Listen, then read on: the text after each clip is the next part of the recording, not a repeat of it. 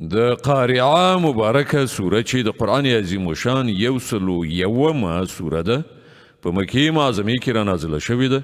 11 مبارک آیاتونه لري تلاوت او پښتو ترجمه یې له لومړي آیت څخه اورئ بسم الله الرحمن الرحیم د الله په نوم چې ډیر زیات مهربان پوره رحم لرونکی دی القارعه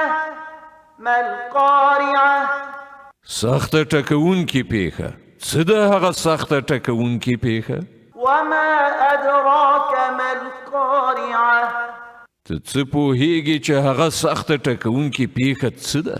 يوم يكون الناس كالفراش المبثوث وتكون الجبال كالعهن المنفوش هغه ورځ چې کله خلک د خورو ورو پتنګانو غوندي او غرونه د رنګارنګ نه دافي شو وړیو غوندي شي فأما من ثقلت موازينه فهو في عيشة راضية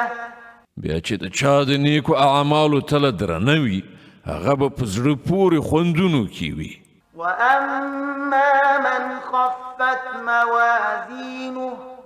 فأمه هاوية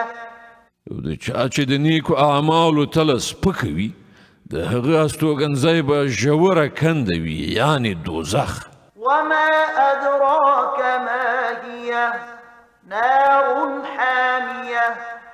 او ته څه خبرې چې هغه هاویه یعنې ژوره کنده څه شی دی